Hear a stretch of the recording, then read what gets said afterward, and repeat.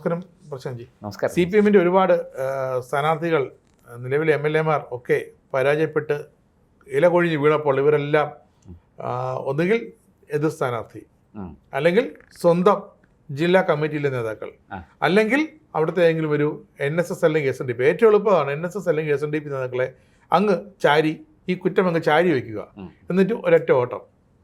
ഇവിടെ സംഭവിച്ചിരിക്കുന്നത് ഇപ്പോൾ നമ്മുടെ ആലപ്പുഴയിലെ യു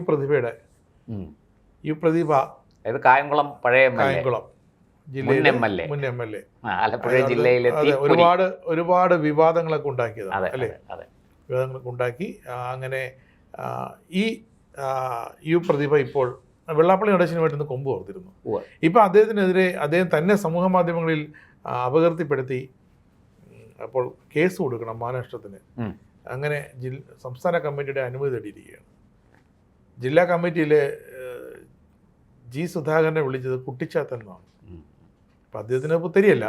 പക്ഷേ ഇങ്ങനെ ഒരു 10 കൊല്ലം MLA ആയിരുന്നിട്ട് പെട്ടെന്ന് പടിയിറങ്ങേണ്ടി വരുമ്പോഴുള്ളൊരു ഫ്രസ്ട്രേഷനാണോ അതോ മാനസിക വിഷമമാണോ എന്താണെന്നറിയില്ല ഇവരെ കൊണ്ട് ഇതൊക്കെ ചെയ്യിപ്പിക്കുന്നത്. ശരിക്കും ഈ പോക്ക് അങ്ങോട്ടാണ് ആലപ്പുഴയിലെ പാർട്ടിയുടെ പോക്ക്?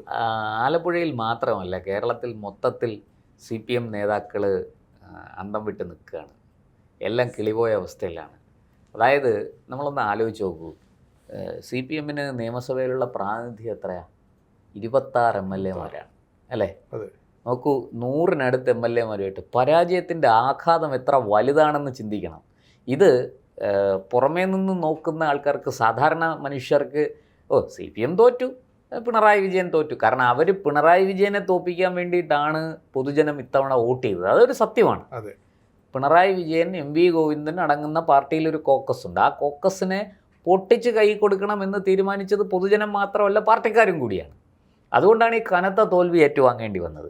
ഇതിൽ ചില നല്ല MLA-മാരൊക്കെ ഉണ്ടായിരുന്നു, ജയിച്ച് വരേണ്ട ചില നല്ല MLA-മാർ. ഉദാഹരണത്തിന് നെയ്യാറ്റിൻകരയിലെ ആൻസലൻ വലിയ മോശക്കാരനല്ല, ജനഹിതമറിഞ്ഞ് 5 കൊല്ലം അവിടെ പ്രവർത്തിച്ചയാളാണ്. അപ്പോൾ അദ്ദേഹത്തെ പോലുള്ളവരൊക്കെ തോക്കണമെങ്കിൽ അത് ഒന്ന് ആലോചിച്ച് നോക്കണം, ജനവികാരം എത്ര എതിരായി. അൻസലൻ തോറ്റന് കാരണം അദ്ദേഹത്തിന്റെ ജീവിതം ഒരു എളിയ ജീവിതമായിരുന്നു. ആർഭാടങ്ങളൊന്നുമില്ല. ഒരു ഓട്ടോറിക്ഷ കിട്ടിയാൽ അതിൽ കയറി യാത്ര ചെയ്യും. അതൊന്നും പറ്റില്ല. CPM-ന് അതൊന്നും പറ്റില്ല. വളരെ ശരിയാണ്. അല്ല, ഏറ്റവും കുറഞ്ഞത് ഇന്നോവയെങ്കിലും ഇന്നോവയ്ക്ക് ലോൺ എടുത്ത MLA-യുടെ കഥയൊക്കെ നമുക്ക് അറിയാമല്ലോ. അതവിടെ 10 ലക്ഷം ലോൺ കിട്ടും അല്ലേ? ഇപ്പോഴും ഉണ്ട്. നമ്മുടെ പ്രതിപക്ഷ നേതാവിന് ഇനിയും വേണമെങ്കിൽ 10 ലക്ഷം രൂപ വാഹനം മേടിക്കാം. അതെ. അങ്ങനെ ജനം അവരെ പൊട്ടിക്കാൻ തീരുമാനിച്ചു. ജനവും പാർട്ടിക്കാരും കൂടി ചേർന്നാണ് ഇത് കൊടുത്തത്. അപ്പോൾ സ്വാഭാവികമായിട്ട് ഇപ്പം കായംകുളത്തെ ഈ പ്രതിഭയുടെ വിഷയമാണല്ലോ ചോദിച്ചാൽ, കായംകുളത്ത് യു പ്രതിഭ എന്തുകൊണ്ട് തോറ്റു? 1, ധാർഷ്ട്യം. 2, വിടുവായത്തനം പറച്ചിൽ. ഈ മണ്ഡലത്തിലെ കാര്യങ്ങളിൽ അശ്രദ്ധ. നോക്കൂ, 2016-ൽ ജയിച്ചു വന്ന പ്രതിഭ മലമറിച്ചിട്ടൊന്നുമല്ല 2021-ൽ വീണ്ടും നല്ല ഭൂരിപക്ഷത്തിന് ജയിച്ചത്. ഇപ്പോൾ കഴക്കൂട്ടത്ത് കടകംപള്ളി സുരേന്ദ്രൻ 16-ലും ജയിച്ചു, 21-ലും ജയിച്ചു. 21-ൽ വന്നപ്പോൾ ഏതാണ്ട് 10-20,000-ന് മുകളിലായിരുന്നു ഭൂരിപക്ഷം. ഇപ്പോൾ എന്തായി? അപ്പോൾ 2021-ൽ എന്തുകൊണ്ടാണ് ജയിച്ചു വന്നത്? നോക്കൂ, 2016-ൽ അവിടെ ജയിച്ചു വന്ന ആ MLA-ക്ക് ആ മണ്ഡലത്തിലെ കുടിവെള്ളക്ഷാമം പരിഹരിക്കാൻ പറ്റിയിട്ടില്ല. ഈ 10 വർഷം കൊണ്ട് കുടിവെള്ളക്ഷാമം പരിഹരിക്കാൻ പറ്റിയിട്ടില്ല. പിന്നെ കുറേ ആൾക്കാരെ അതും ഇതുമൊക്കെ ചെയ്ത് കുറേ സഹായിച്ചിട്ടുണ്ട്, ഇല്ലെന്ന് പറയുന്നില്ല. പക്ഷെ ആ മണ്ഡലത്തിൻ്റെ ഒരു അടിസ്ഥാന ആവശ്യം, ഒരു ജനകീയ ആവശ്യം, കുടിവെള്ളം എന്ന് പറയുന്നത് എല്ലാവർക്കും ഉള്ളതാണ്. ആവശ്യങ്ങൾ തിരിച്ചറിയാനായില്ല. ഇത് തന്നെയാണ് വേണ്ടത്. ദീർഘകാല അടിസ്ഥാനം നടപ്പാക്കേണ്ടത്. അങ്ങനെ തരംതിരിക്കാനും പഠിച്ചിട്ടില്ല.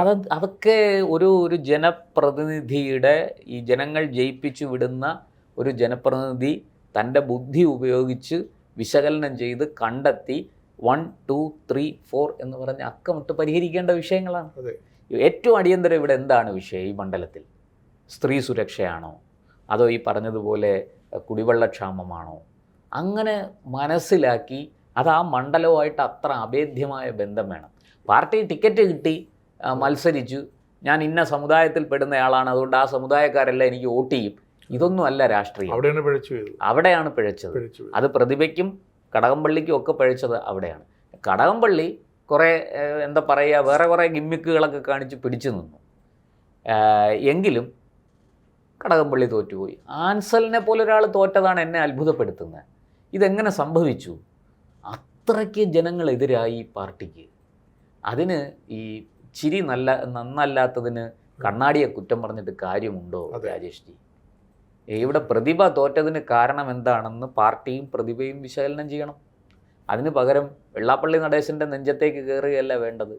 ഈ എം എൽ എമാരായിരുന്നു വിവാദമുണ്ടാക്കിയവരെല്ലാം മിക്കവാറും എം എൽ എമാര്, മുകേഷ് അടക്കം, മുകേഷ് മത്സരിച്ചില്ല, അങ്ങനെയുള്ളവർക്ക് എല്ലാം പരാജയത്തിന്റെ കൈപ്പിന്നിൽ എല്ലാവരും തോറ്റു. അതിനകത്ത് വിജയിച്ചു വന്ന ആളുണ്ട്. എനിക്ക് തോന്നുന്നത് അങ്ങനെ വിജയിച്ച ഒരാള് പിണറായി വിജയൻ മാത്രമാണ്. അതെ, ശരിയാ, അല്ലേ? അത് ധർമ്മടമായതുകൊണ്ടും പാർട്ടിക്കോട്ട. എന്നിട്ടും 6 റൗണ്ട് വെള്ളം കുടിച്ചു, 6 റൗണ്ട് മൂക്കിട്ട് ഇക്ഷ വരച്ചു. ഒന്ന് ആലോചിച്ച് നോക്കൂ, അവിടെ തോറ്റിരുന്നെങ്കിൽ എന്തായിരുന്നേനെ പാർട്ടിയുടെയും പിണറായി വിജയന്റെ അവസ്ഥ? ജയിച്ചിരുന്നെങ്കിൽ, പാർട്ടി മൊത്തത്തിൽ ജയിച്ചിരുന്നെങ്കിലേ, അയ്യോ, പാർട്ടി മൊത്തത്തിൽ വിജയിച്ച് വീണ്ടും അധികാരത്തിൽ വന്നെങ്കിൽ പാവം നമ്മുടെ MABB സഖാവ് ഡൽഹിയിൽ സ്വന്തമായിട്ടൊരു ഫ്ലാറ്റ് വാങ്ങി താമസിക്കേണ്ട അവസ്ഥ. എനിക്ക് ബേബിയുടെ കാര്യത്തിൽ യാതൊരു ഹാപ്പി, എനിക്ക് ഇപ്പം ബേബി സഖാവ് ഹാപ്പി. അദ്ദേഹത്തിന് എപ്പോ വേണമെങ്കിലും കേരളത്തിൽ വരാം, ഇവിടുത്തെ വരട്ടാം. അപ്പം എവിടെ നിന്നാണ് ഈ പിണറായി വിജയൻ 5-6 ലാപ്പിൽ പിന്നിലേക്ക് പോയെന്നുള്ള പാർട്ടിക്കാർ തന്നെ കൊടുത്ത പണിയാണെന്നേ, അതിലേക്ക് ഒരു സംശയവും ഇല്ല. അല്ല, ഞാൻ പറഞ്ഞു വരുന്നത് ബേബി സഖാവിനേക്കാൾ കൂടുതൽ ഒരു തവണ കൂടെ പിണറായി വിജയൻ ജയിച്ചു വന്നിരുന്നെങ്കിൽ സാധാരണ ജനത്തിൻ്റെ നടുവൊടിക്കും, അത് വേറെ കാര്യം. പക്ഷേ നമ്മളൊന്ന് ആലോചിച്ച് നോക്കി, പാർട്ടിക്കുള്ളിൽ എന്തായിരിക്കും സംഭവിക്കുക? യഥാർത്ഥ സ്റ്റാലിനെ നമുക്ക് അവിടെ കാണാം, അല്ലേ? അതായത് ഇദ്ദേഹത്തിനെ എതിർത്ത് നിൽക്കുന്ന ഇപ്പോൾ കുഞ്ഞികൃഷ്ണൻ, ഗോവിന്ദൻ, സുധാകരൻ, ഐഷ പോറ്റി, ഇവരെ നിലം തൊടിക്കുമോ? ഇവർക്ക് ഈ നാട്ടിൽ ജീവിക്കാൻ കഴിയുമോ? ഇതിപ്പോൾ ജയിച്ചു, ഭരണമില്ലാതെ പോയി. പിണറായി ജയിച്ചു, ഭരണമില്ല. ധർമ്മടത്ത് ജയിച്ചു, പക്ഷേ പ്രതിപക്ഷത്തിരിക്കേണ്ട അവസ്ഥ. അതെങ്ങനെ? നിങ്ങളൊന്ന് ആലോചിക്കും, 100 സീറ്റ് ഉണ്ടായിരുന്ന സ്ഥലത്തു നിന്നാണ് 4-ൽ 1 ചുരുങ്ങിയത്. സത്യപ്രതിജ്ഞ പെട്ടെന്ന് നിയമസഭയിലെ MLA സത്യപ്രതിജ്ഞ പെട്ടെന്ന് തീരും. അല്ലേ, എനിക്ക് തോന്നുന്നത് CPM തന്നെ ഏതാണ്ട് 10-70 സീറ്റ് ഉണ്ടായിരുന്നു എന്നാണ് ഞാൻ മനസ്സിലാക്കുന്നത്. അവിടെ നിന്നാണ് ഈ 26 MLA-മാരായി 3-1 ചുരുങ്ങിയത്. മറ്റേത് ടോട്ടൽ 100 സീറ്റാണ് 35 ചുരുങ്ങിയത്. അപ്പോൾ വാസ്തവത്തിൽ ഇതിൻ്റെ കാരണം എന്താണെന്ന് പ്രതിഭ അന്വേഷിക്കണം. ഈ തോറ്റുപോയ സച്ചിൻ ദേവിനെ പോലെയുള്ള MLA-മാർ അന്വേഷിക്കണം. ആൻസലിന് ഒരക്ഷരം പറഞ്ഞില്ലല്ലോ, തോറ്റു, ജനങ്ങൾ വോട്ട് ചെയ്തില്ല, എതിർ സ്ഥാനാർത്ഥിക്ക് വോട്ട് ചെയ്തു, അവർ ജയിച്ചു, ഞാൻ തോറ്റു. ശരി, നീ മണ്ഡലത്തിൽ 5 കൊല്ലം പ്രവർത്തിക്കുക, അടുത്ത ഇലക്ഷൻ വരുമ്പോൾ നോക്കാം, പാർട്ടി ടിക്കറ്റ് കൊടുത്താൽ മത്സരിക്കും. അതിന് പകരം വെള്ളാപ്പള്ളി നടേശൻ്റെ നെഞ്ചത്തേക്ക് കയറാൻ ചെല്ലുക, സുകുമാരൻ നായരുടെ മണ്ടയ്ക്ക് കയറുക, പിന്നെ ഈ പറഞ്ഞതുപോലെ G. സുധാകരനെ ചീത്ത പറയുക, അദ്ദേഹത്തിനെതിരെ പോസ്റ്റ് ഇടുക. ഇപ്പം എന്താ വെള്ളാപ്പള്ളി നടേശനെതിരെ പരാതി കൊടുക്കാൻ പോകും, അതിനെക്കുറിച്ച് എനിക്കൊന്നും പറയാനില്ല. കാരണം ഇപ്പോൾ ഞാൻ ഈ പൊതുവെ ജനപ്രതിനിധികളെയും സ്ത്രീകളെയും ഒക്കെ വളരെ ബഹുമാനിക്കുന്ന ഒരാളാണ്. രാഷ്ട്രീയം പറയാം, പക്ഷെ പ്രതിഭ പറയുന്ന കേട്ടതൊന്നും പ്രതിഭ വെള്ളാപ്പള്ളി നടേശൻ ഉറപ്പ് കൊടുത്തിരുന്നു ജയിപ്പിക്കാം. വെള്ളാപ്പള്ളി അങ്ങനെയാണ് പ്രതിഭയുടെ ടോൺ. പക്ഷെ വെള്ളാപ്പള്ളി നടേശൻ എനിക്കൊന്ന് പിണറായി സഖാവിന്റെ കൂടെ അന്ന് അയ്യപ്പ സംഗമത്തിന് കാറിൽ കയറിയ വെള്ളാപ്പള്ളി സ്വാഭാവികമായിട്ടും അദ്ദേഹത്തിന്റെ ജില്ലയിൽ, വെള്ളാപ്പള്ളിക്ക് അദ്ദേഹത്തിന്റെ ജില്ലയിൽ മാത്രമല്ല, അദ്ദേഹം തുറന്നു പറഞ്ഞല്ലോ, എനിക്ക് ആഗ്രഹം LDF സർക്കാർ തിരിച്ചു വരണം, പിണറായി ഒരിക്കൽ കൂടി മുഖ്യമന്ത്രിയാണ്. അത് ആർക്കും ആഗ്രഹിക്കുന്നതിൽ ഒരു തെറ്റുമില്ല. പക്ഷേ അദ്ദേഹമോ അദ്ദേഹത്തിൻ്റെ ആൾക്കാരോ പറഞ്ഞിടത്തല്ല ജനം വോട്ട് ചെയ്തത്, SNDP-ക്കാർ വോട്ട് ചെയ്തത്. അങ്ങനെയുണ്ടെങ്കിൽ പ്രതിഭ കായംകുളത്ത് ജയിക്കണം, ആലപ്പുഴയിൽ ചിത്തരഞ്ജൻ ജയിക്കണം, G. സുധാകരൻ തോൽക്കണം. ഇതൊന്നും സംഭവിച്ചില്ലല്ലോ. ലിജു തോൽക്കണം. ലിജു തോക്കണം. പ്രതിഭ കരഞ്ഞുകൊണ്ടിരിക്കുന്ന ലിജു, ഞാൻ എല്ലാം ചെയ്തു, നാട്ടുകാർക്ക് വേണ്ടി ഞാൻ എല്ലാം ചെയ്തു, എല്ലാ വികസന പ്രവർത്തനം ചെയ്തു, എല്ലാം ചെയ്തു കൊടുത്തു. പക്ഷെ ലിജു കരഞ്ഞു കാണിച്ചു. ലിജു എന്ന് കരഞ്ഞപ്പോൾ ജനം ലിജുവിന് വോട്ട് ചെയ്തു. അങ്ങനെയാണോ? എങ്കിൽ പിന്നെ എന്തിനാ വെള്ളാപ്പള്ളി നടേശനെ കുറ്റം പറയുന്നത്, G. സുധാകരനെ ചീത്ത പറയുന്നത് എന്തിനാ? അപ്പോൾ പ്രതിഭ ഈ 10 കൊല്ലം അവിടെ MLA ആയിരുന്ന് ചെയ്ത കാര്യങ്ങൾ ജനങ്ങൾക്ക് സഹിക്കാൻ കഴിയുന്നതല്ല. അവർക്ക് അസഹനീയമായതുകൊണ്ട് അവർ മറിച്ചു കുത്തി എന്തൊക്കെയോ ചെയ്തു. എന്തൊക്കെ നോക്കൂ, കേരളം മുഴുവനും പാറശാല തൊട്ട് മഞ്ചേശ്വരം വരെ ശക്തമായ ഭരണവിരുദ്ധ വികാരം ഉണ്ടായിരുന്നു. അതില്ല എന്ന് ഇനി സാക്ഷാൽ കാറൽ മാർക്സ് എന്ന് പറഞ്ഞാലും നമുക്കറിയാം സത്യം എന്താണ്, അല്ലേ? അത് ഈ ശക്തമായ ഭരണവിരുദ്ധ വികാരം ഒരു UDF തരംഗമായി മാറി. അതിനകത്ത് ആ UDF തരംഗത്തിൽ പിടിച്ചു നിന്നത് BJP ഈ 3 സീറ്റ് ജയിച്ചു. അതും ആ 3 സീറ്റും ആരുടേതാ? ഇടതുപക്ഷത്തിൻ്റെ സീറ്റുകളാണ്. 2 CPM-ൻ്റെത്, 1 CPI-യുടേതുമാണ്, അല്ലേ? ഇനി മന്ത്രിമാർ എത്ര പേരാ തോറ്റെ? അതികായനായ P. രാജീവ് തോറ്റു. 13 പേര് തോറ്റു. ആ 13 മന്ത്രിമാർ മൊത്തത്തിൽ. അല്ല, ഒന്ന് ആലോചിച്ച് നോക്കൂ. എണീറ്റ് നടക്കാൻ ശേഷിയില്ലാത്ത AK ശശീന്ദ്രനെ വീണ്ടും മത്സരിപ്പിക്കുകയാണ്. അതുപോലെ കടന്നപ്പള്ളി രാമചന്ദ്രൻ എത്ര വയസ്സായി? ഈ രണ്ടുപേരും 80 വയസ്സ്. അവരുടെ രണ്ടുപേരും പാർട്ടിയിൽ വേറെ നേതാക്കൾ ഇല്ലെന്നാണ്. ഇല്ല, അങ്ങനെയാണ് നമുക്ക് മനസ്സിലായത്. ഞങ്ങൾക്ക് ശേഷം പ്രളയം വിട്ടുതരില്ല, തോറ്റാലും വിട്ടുതരില്ല. ഇപ്പൊ ജനം വിട്ടുകൊടുത്തു. ജനം ഇവരെ തോൽപ്പിച്ച് വീട്ടിലിരുത്തി. AK ശശീന്ദ്രന്റെ വനംവകുപ്പ് കൃത്യമായിട്ട് കൊണ്ടുപോകാനുള്ളൊരു ത്രാണിയൊന്നുമില്ലായിരുന്നു. അദ്ദേഹം എപ്പോഴും ഒരു ഏറ്റുമുട്ടലാണ്. അദ്ദേഹത്തിന് ഒരു ത്രാണിയും ഇല്ല. അദ്ദേഹത്തിന് ആരോഗ്യം വളരെ മോശമായിരുന്നു. ചെവി കേട്ടൂടാ, കാര്യങ്ങൾ പറഞ്ഞാൽ മനസ്സിലാക്കാൻ ഓർമ്മ പെശക്, അങ്ങനെയൊക്കെയുള്ള ഒരുപാട് വിഷയങ്ങൾ അദ്ദേഹത്തിന്. ഇത് പ്രായമാകുമ്പോൾ ഉണ്ടാകുന്നതാണ് രാജേഷ് ജി. 70 വയസ്സ് കഴിഞ്ഞാൽ ഒരാൾ പിന്നെ ആരോഗ്യം ഉണ്ടെങ്കിലുണ്ട്. ചിലരുണ്ട് 80 വയസ്സ് കഴിഞ്ഞും വളരെ ദൃഢഗാത്രരായിട്ടിരിക്കുന്ന ആൾക്കാരുണ്ട്. അതൊക്കെ അപൂർവമാണ്, അപവാദങ്ങളാണ്. ഇത് അങ്ങനെയല്ല. ഇവരെല്ലാം സ്വാഭാവികമായിട്ടും ഈ മന്ത്രിയായിരിക്കുന്നതിൻ്റെ ഒരു അതിൽ കൂടെ കിട്ടുന്ന ഒരു ആനുകൂല്യം ഉണ്ടല്ലോ, ആ സുഖസൗകര്യങ്ങൾ മറ്റു കാര്യങ്ങളൊക്കെ വെച്ച്. അത് ഒരിക്കൽ സുഖം പിടിച്ചു പോയാൽ പിന്നെ നടന്ന് നിയമസഭ, നമ്മുടെ നിയമസഭ റിപ്പോർട്ട് ചെയ്യാൻ പോകുന്നവരല്ലേ, നമ്മൾ കണ്ടിട്ടുണ്ടല്ലോ ഇവരൊക്കെ സഭയ്ക്കുള്ളിൽ എങ്ങനെയാണ് നടന്നു വരുന്നതെന്ന്. നേരെ ലിഫ്റ്റിൽ നിന്നും നേരെ ഫ്ലോറിലേക്ക്, ഫ്ലോറിലേക്ക് വരുന്നു, തിരിച്ച് ലിഫ്റ്റിൽ കയറുന്നു, താഴെ ഇറങ്ങുന്നു, വാതുക്കെ തന്നെ കാറ് കിടപ്പുണ്ട്, നേരെ ചെന്ന് കയറുന്നു, അല്ലേ? പിടിക്കാൻ ഗൺമാനുണ്ട്, സഹായിയുണ്ട്. ഇതല്ലേ അതെ. ഇത് ജനം ഇതൊക്കെ കണ്ടുകൊണ്ടിരിക്കുകയാണെന്നേ. ഇതൊന്നും നമ്മളെ നാട്ടിലെ വോട്ടർമാരെ ഒട്ടും കുറച്ച് കാണരുത്. അവർക്കറിയാം ആരെ ജയിപ്പിക്കണം, ആരെ തോൽപ്പിക്കണം. അവരത് കൃത്യമായിട്ട് പണി കൊടുത്തു. അതാണ് സത്യം. അതിന് പ്രതിഭ ഇനി കരഞ്ഞു കൂവിയിട്ട് കാര്യമൊന്നുമില്ല. പ്രതിഭയ്ക്ക് വെറുതെ കരയാം, ഒരു പ്രയോജനമില്ല. അതുകൊണ്ട് ഇനി വെള്ളാപ്പള്ളി നടേശനെതിരെ കേസ് കൊടുത്താലും ഇല്ലെങ്കിലും പ്രതിഭ 5 വർഷത്തേക്ക് MLA അല്ല. അതെ അതെ അദ്ദേഹം കുട്ടിച്ചാത്തന്നാണ് ജില്ലാ കമ്മിറ്റി വിളിച്ചത്. എന്നാണ് പറയുന്നത്. അല്ല, G. സുധാകരൻ പിണറായി വിജയനെ പേടിച്ചില്ല, പിന്നെയാണോ പ്രതിഭയെ? പിണറായിയെ പേടിച്ചിട്ടില്ല, പിന്നെയാണോ? പിണറായി വിജയന് സഭയിൽ വരണം, പ്രതിഭയ്ക്ക് സഭയിൽ വരണ്ട. അതായത് G. സുധാകരന്റെ മുന്നിൽ ചെല്ലണ്ട. നോക്കൂ, ആലപ്പുഴ ജില്ലയിൽ G. സുധാകരൻ വളർത്തിക്കൊണ്ടുവന്നവരെല്ലാം അദ്ദേഹം വിമതനായപ്പോൾ അദ്ദേഹത്തിനെതിരെ വലിയ ശക്തമായ പ്രതിഷേധമായിട്ട് രംഗത്ത് വന്നു. അതൊക്കെ രാഷ്ട്രീയമാണ്, നമുക്ക് മനസ്സിലാക്കാം.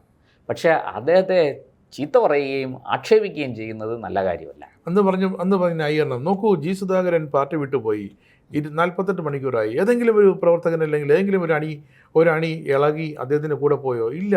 അതാണ് CPM. പക്ഷേ ജനം മുഴുവൻ വോട്ട് ചെയ്തത് G. സുധാകരനായിരുന്നു. പാർട്ടിക്കാർ വോട്ട് ചെയ്തത്. ഒരു കാര്യം വ്യക്തമാണ്, പാർട്ടിയെ നയിക്കാൻ കഴിയുന്ന ഒരു നല്ല ടീമില്ല. പിണറായി വിജയനും അദ്ദേഹം ഉണ്ടാക്കിയെടുത്ത അദ്ദേഹത്തിൻ്റെ കുറേ സിൽബന്തികളും ചേർന്ന് ഈ പാർട്ടിയെ കൂടുതൽ കുഴപ്പങ്ങളിലേക്ക് കൊണ്ടുപോയിക്കൊണ്ടിരിക്കുകയാണ്. ഇനിയിപ്പോൾ ഈ പ്രതിഭ വെള്ളാപ്പള്ളി നടേശനെ വേട്ടയാടാൻ ചെന്നാൽ അത് കൂടുതൽ ആലപ്പുഴ, കൊല്ലം ജില്ലകളിൽ അത് കൂടുതൽ ബുദ്ധിമുട്ട് സൃഷ്ടിക്കുകയുള്ളൂ. പാർട്ടി തകഴിയിലെ ലോക്കൽ കമ്മിറ്റിയിൽ പ്രവർത്തിക്കാൻ നിയോഗിക്കപ്പെട്ട, അതായത് കായംകുളത്തെ സേവനം മതി, നീ തിരിച്ച് തകഴി പൊക്കോ എന്ന് പാർട്ടി പറഞ്ഞിരിക്കുക. തകഴിക്കാരിയാ, നീ തിരിച്ച് തകഴിയിൽ വീട്ടിൽ പോയിരുന്നോളൂ എന്നാണ് അതിൻ്റെ അർത്ഥം. എന്ന് വെച്ചാൽ അവിടെ ഇരുന്ന് പ്രവർത്തിച്ചാൽ മതി. അപ്പോൾ ഇതൊക്കെ മനസ്സിലാക്കുന്നത് CPM എന്ന് പറയുന്ന പാർട്ടി തകർന്നു. പാർട്ടി വലിയ പ്രതിസന്ധിയിലാണ്. ഈ പറഞ്ഞല്ലോ, ഈ കപ്പൽ തകരത്തില്ല. വീണ ജോർജ് പറഞ്ഞു. ആ വീണ ജോർജിന്റെ അവസ്ഥ എന്താ? ഇപ്പം ഇത്രയും കാലം ബംഗാളിൽ എന്ത് സംഭവിച്ചു എന്നതിന് ചോദ്യം. പക്ഷെ ഇനി ചോദിക്കുന്നത് കേരളത്തിൽ സംഭവിച്ചു. പാർട്ടിക്ക് കേരളത്തിൽ എന്താണ് സംഭവിച്ചത്? വളരെ കൃത്യമാണ് സാർ. ഈ കപ്പൽ അങ്ങനെ ഒന്നും തകരില്ല. കാറ്റിൽ ആടി ഉലഞ്ഞ് ഈ കപ്പലിനെ നയിക്കാൻ ഒരു കപ്പിത്താനുണ്ട്. ഈ കപ്പിത്താനെയും കാണാനില്ല, പ്രസംഗിച്ച വീണയെയും കാണാനില്ല. ഒരു പത്രത്തിലെ ക്യാപ്ഷൻ, കപ്പിത്താനടക്കം കപ്പൽ മുങ്ങിയത്. കപ്പിത്താനടക്കം സത്യത്തിൽ അതല്ലേ സംഭവിച്ചേ? കപ്പിത്താൻ പോലും 6 റൗണ്ട് വെള്ളം കുടിച്ചു, മുങ്ങി പിന്നെ രക്ഷാപ്രവർത്തനത്തിൽ അതെ രക്ഷപ്പെട്ട് വന്നതാ. അതിന് ആരോട് നന്ദി, ആരോട് പറയേണ്ടു എന്നാണ്. അപ്പോൾ വീണ അടക്കമുള്ളവർ, പ്രതിഭ അടക്കമുള്ളവർ, പ്രതിഭയുടെ ഒരു ഒരു കാൽക്കുലേഷൻ ഞാൻ മനസ്സിലാക്കിയിരുന്നത്, ഇക്കുറി കൂടെ ജയിച്ച് പാർട്ടി അധികാരത്തിൽ വന്നാൽ ഞാൻ മന്ത്രി. അതെ, ആ സ്വപ്നം പൊലിഞ്ഞുപോയി. ആ സ്വപ്നം മലർപ്പൊടിക്കാരൻ്റെ സ്വപ്നം പോലെ അത് പൊലിഞ്ഞുപോയി. അതിൽ നിന്നുണ്ടായ ഫ്രസ്ട്രേഷനാണ്, അതിൽ നിന്നുണ്ടായ ഇച്ഛാഭംഗമാണ് പ്രതിഭയെ കൊണ്ടിപ്പോൾ ഇതൊക്കെ പറയിക്കുന്നത്. സുധാകരനെ ചീത്ത പറയുന്നതും വെള്ളാപ്പള്ളി നടേശനെതിരെ കേസ് കൊടുക്കാൻ പാർട്ടിയോട് അനുമതി തേടിയതും ഒക്കെ അതിൻ്റെ അടിസ്ഥാനത്തിലാണ്. പ്രതിഭയുടെ മകനെതിരെ ഒരു കേസ് വന്നു എന്ന് വെള്ളാപ്പള്ളി പറഞ്ഞതാണല്ലോ ഇത്രയും വിഷയം. ഒരു കേസ് വന്ന് നാട് മുഴുക്ക വാർത്തയായതാണ്. ആ കുട്ടി കുറ്റം ചെയ്തിട്ടുണ്ടോ ഇല്ലയോ എന്ന് നമുക്കറിയില്ല. അത് പക്ഷെ ഒരു വാർത്തയായപ്പോൾ ആ വാർത്തയെക്കുറിച്ച് തീർച്ചയായിട്ടും വെള്ളാപ്പള്ളി നടേശനെ പോലെ ഒരാളിന് പ്രതികരിക്കാൻ അവകാശമുണ്ട്. അദ്ദേഹം പ്രതികരിച്ചു. അല്ലാതെ പ്രതിഭ MLA ആക്ഷേപിക്കാനോ അപമാനിക്കാനോ ഒന്നും അദ്ദേഹം ശ്രമിച്ചില്ലല്ലോ. അപ്പോൾ ഇതൊക്കെ യാഥാർത്ഥ്യം മനസ്സിലാക്കാതെ, ഈ എന്താണ് ജനങ്ങളുടെ പൾസ് എന്ന് തിരിച്ചറിയാതെ ഈ ഇടതുപക്ഷം വലിയ അഹങ്കാരത്തോടുകൂടി, ധാർഷ്ട്യത്തോടുകൂടി എല്ലാവരും പിണറായിക്ക് പഠിക്കുകയായിരുന്നു. എല്ലാവരും പിണറായിക്ക് കടക്കുപുറത്ത് ഇതായിരുന്നു CPM MLA-മാരുടെ മുഖമുദ്ര. ജനം പറഞ്ഞത് അങ്ങനെ. പക്ഷെ ജനം പറഞ്ഞത് ശരിക്കും ജനം നിങ്ങളെ പുറത്തേക്ക് കടത്തി. പക്ഷെ ഇനി പിണറായി ഒരല്പം ജനകീയനാകുമായിരിക്കും. വരാൻ പോകുന്ന കാര്യം നമുക്ക് ഭാവിയല്ലേ, കണ്ടറിയാം. അല്ല, ഇനിയിപ്പോ ചിരിക്കും, കരയും ഒക്കെ ചെയ്യും. അങ്ങനെ വേണം, അല്ലെങ്കിൽ ഒരു ക്രിയാത്മകമായ പ്രതിപക്ഷം. ആത്യന്തികമായിട്ട് ഈ പറഞ്ഞതുപോലെ CPM തകർന്നിരിക്കുന്നു. കമ്മ്യൂണിസ്റ്റ് പാർട്ടി, പിണറായി തന്നെ പ്രസംഗിച്ചപ്പോൾ പറഞ്ഞത്, തിരിച്ചടിയൊന്നും കണ്ട് ഞങ്ങൾ ഭയപ്പെടില്ല, തിരിച്ചു വരും. ഇത് പാർട്ടി തകർന്നു എന്നൊന്നും ആരും വിചാരിക്കേണ്ട, മുന്നണി തകർന്നു എന്നൊന്നും വിചാരിക്കേണ്ട. മുന്നണി താമസിയാതെ തകരും. CPI കൂടും കുടുക്കെ എടുത്ത് നേരെ UDF-ലോട്ട് പോകും. മാണി ഗ്രൂപ്പിന് അല്ല, മാണി ഗ്രൂപ്പ് പോയാലും നിന്നാലും CPM-നൊന്നുമില്ല. അല്ല, അത് മുന്നണി തകരില്ല. എന്താ, അതൊരു വിഷയമല്ല. എന്താ കാര്യം എന്ന് ഞാൻ പറയാം. ഒരു MLA പോലും ഇല്ലല്ലോ. ആകെ ഇയാൾ രാജ്യസഭയിൽ MP ആയിട്ടിരിക്കുന്നു. ആ രാജ്യസഭ MP കാലാവധി തീരുന്നത് വരെ അയാൾ ഇങ്ങനെ താളം തുള്ളി നിൽക്കും CPM-ന്റെ കൂടെ. അത് തീരണതും എനിക്കൊന്ന് 27-ലോ 28-ലോ കൊണ്ടോ തീരുമെന്ന് തോന്നുന്നു. തീരണതും കഴിഞ്ഞു. പിന്നെ ജോസ് കെ മാണി എപ്പം മറുകണ്ഠം ചാടിയെന്ന് ചോദിച്ചാൽ, അതില്ലെങ്കിൽ അയാൾ NDA-യിൽ പോകാനും മതി. ഇതാണ് അവസ്ഥ. അപ്പോൾ CPM-നെ സംബന്ധിച്ചിടത്തോളം ഞാനും എന്നാളും പിന്നെ 41 പേരും കഴിഞ്ഞു. അപ്പോൾ കാരണം അപ്പുറത്ത് CPI-യെ സംബന്ധിച്ചിടത്തോളം ഇവിടെ നിന്നിട്ടും വലിയ കാര്യമൊന്നുമില്ല. ഒരു രാജ്യസഭ MP-യെ പോലും ജയിപ്പിക്കാൻ പറ്റില്ല. അങ്ങനെ ജയിപ്പിക്കണമെങ്കിൽ BJP-യുടെ സഹായം വേണം. അങ്ങനെയെങ്കിൽ BJP പറയുന്ന ആളിനെ നിർത്തേണ്ടി വരും, പൊതുസമ്മതനായ ഒരാളെ നിർത്തേണ്ടി വരും. അല്ലാതെ ഇവരുദ്ദേശിക്കുന്ന അന്തംകമ്മിയൊന്നും നിർത്താൻ പറ്റില്ല. പിന്നെ അല്ലെങ്കിൽ കോൺഗ്രസ് മുന്നണിയിൽ നിന്ന് സഹായിക്കണം, UDF സഹായിക്കണം, ഇല്ലേ? അപ്പോൾ അവിടെയും പക്ഷേ സമവായം വേണ്ടി വരും. അത് നടക്കാൻ സാധ്യതയുണ്ട്. ഇന്ത്യ മുന്നണി ആണല്ലോ. അപ്പോൾ ഇന്ത്യ മുന്നണിയിൽ ഒരു പൊതുവായ ആളിനെ നിർത്തി ജയിപ്പിച്ച് അങ്ങോട്ട് വിടാം. കാരണം എന്തായാലും BJP-ക്ക് എതിരാണ് പോകുന്ന ആൾ. അപ്പോൾ കോൺഗ്രസ്സിന് ഈ പറഞ്ഞതുപോലെ ക്വാറം തികയില്ല മൂന്നാമത്തെ ആളിനെ ജയിപ്പിക്കാൻ. ഇവർക്കാണെങ്കിൽ ഈ പറഞ്ഞതുപോലെ 35 MLA-മാരേ ഉള്ളൂ. ഒരു വോട്ടിൻ്റെ കുറവാണ്. ശരിയാ, ഒരു സീറ്റിന് ഒരു വോട്ട് കുറയും. അപ്പോൾ അതുകൊണ്ട് നേരെ മറിച്ച് കോൺഗ്രസിൻ്റെ UDF-ൻ്റെ ഏതാണ്ട് 33 പേരുണ്ടെന്നാണ് ഞാൻ മനസ്സിലാക്കുന്നത്. BJP-യുടെ 3 കൂടെ ചേർന്ന് അവിടെ 36ആയി. അപ്പോൾ അങ്ങനെ ഒരു സാധ്യതയുണ്ട്. അപ്പോൾ ഇതെല്ലാം ചൂണ്ടിക്കാണിക്കുന്നത് കേരളത്തിൽ ഒന്ന് മുന്നണി തകർന്നു. ഈ ജോസ് കെ മാണിയുടെ നിലനിൽപ്പും പോക്കും വരക്കവും അല്ല, പക്ഷെ CPI-യുടെ പോക്കും വരക്കും നിൽപ്പും എല്ലാം തീർച്ചയായിട്ടും മുന്നണിയെ ബാധിക്കും, CPM-നെ ബാധിക്കും എന്നുള്ളത്. അവിടെ CPI ഒരു വിരുദ്ധ നിലപാടെടുത്താൽ CPM പെട്ടു, അല്ലേ? CPM മുന്നണി ഇല്ലാതായി എന്ന് മാത്രമല്ല, CPM-നും അത് വലിയ തിരിച്ചടി ഉണ്ടാക്കും. അവരുടെ പാർട്ടി ഘടകങ്ങളിൽ പോലും അത് വലിയ ഒരു എന്താ പറയുക, അല്ല, അത് മാത്രമല്ല, ഈ അസംതൃപ്തരായ ഒരു കൂട്ടം ആൾക്കാർ CPI അപ്പുറത്ത് പോയി UDF-ൻ്റെ ഭാഗമായി ഭരണത്തിൻ്റെ ഭാഗമാകുമ്പം ഈ എല്ലാ കാലത്തും ഈ സുഖിച്ച് ജീവിച്ച കുറേ ആൾക്കാരുണ്ട് ഇതിനകത്ത്. പഴയ കമ്മ്യൂണിസമൊന്നുമില്ല, പഴയ ത്യാഗമൊന്നുമില്ല, പഴയ ആദർശമൊന്നുമില്ല, പ്രത്യയശാസ്ത്ര പ്രതിബദ്ധത ഒട്ടുമില്ല. അങ്ങനെയുള്ളവരെല്ലാം കൂടെ നേരെ ചാടി CPI-യിലേക്ക് പോകും. അപ്പോൾ CPI കുറേ കൂടെ ശക്തിപ്പെടും, UDF കുറെ കൂടെ ശക്തിപ്പെടും, CPM കൂടുതൽ ദുർബലമാകും, നിലപാടുകൾ നിർണായകമാവുകയും ചെയ്യും. അവിടെ അതുകൊണ്ട് തന്നെ ഈ പറഞ്ഞ പോലെ ഒരു സാഹചര്യം മൊത്തത്തിൽ നിൽപ്പുണ്ട്. അത് നമുക്ക് ഭാവിയിൽ അത് കണ്ടറിയാം എന്താണ് CPM-ന് സംഭവിക്കാൻ പോകുന്നതെന്ന്. പിന്നെ പ്രതിഭയുടെയൊക്കെ കാര്യം, ഈ പ്രതിഭയൊക്കെ ഇനി പറഞ്ഞതുപോലെ മര്യാദയ്ക്ക് തകഴിയിൽ പോയി അവിടുത്തെ ലോക്കൽ കമ്മിറ്റിയിൽ പ്രവർത്തിച്ച് അങ്ങനെ മുന്നോട്ട് പോകുന്നതാണ് പ്രതിഭയെ പോലുള്ളവർക്ക് നല്ലത്.